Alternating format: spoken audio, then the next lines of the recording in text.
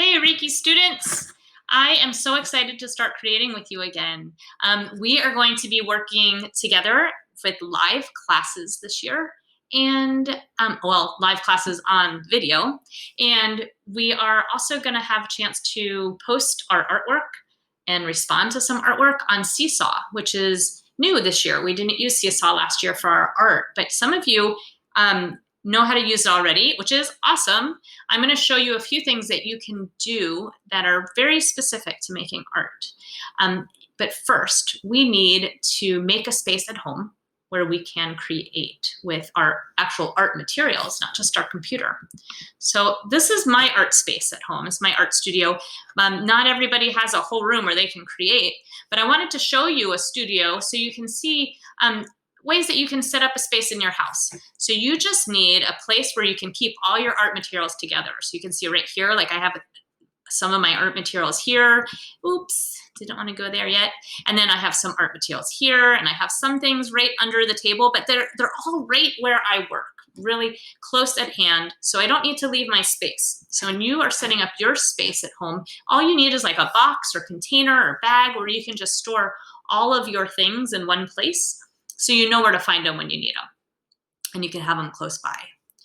The other thing you'll need is some light. So I have a light on right here, but I also have this big light. You don't need a giant light to do your artwork, but you will need some light. So make sure you have a well-lit space. Okay? Sometimes I like to work outside, depending on the materials that I'm using. If they're really messy or smelly, I like to take it outside. Sometimes it's just nice to have a change of scenery too. So you have all of your art supplies in just a box or a bag, then sometimes you could go outside to work.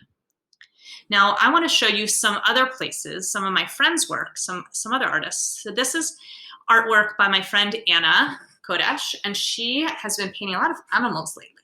And look at the space that she paints them in. It's this really small space, really small room in her home that she uses just for making art.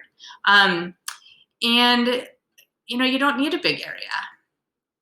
And then these are some watercolor paintings by my friend Mark, and look at where he creates them. He just has a table in his room, and he keeps all of his supplies right here close by. That's all you need, just a small little workspace. You can do some beautiful things. Okay, so let's talk about how you can make a space for making art at your house. First thing you need to do is gather your art materials in one place so you can find them easily and bring them to your work area. So your work area can change, can be in different places, just as long as your materials are all together. And you need a box or a bag to store them in. That's all you need. You want to be able to cover your work surface if you're using messy materials like oil, pastel, markers, glues, paint. When we're in the art room, we use those messy mats to cover our tables. But you can find maybe you can just find like some old paper, newspaper, something that you can use. Maybe a tablecloth, an old tablecloth. And then once you have it all set up, you want to take a moment to get your mind in the right space. So just breathe for a minute. Breathe deep, maybe a few times. Calm yourself down and get ready to create art.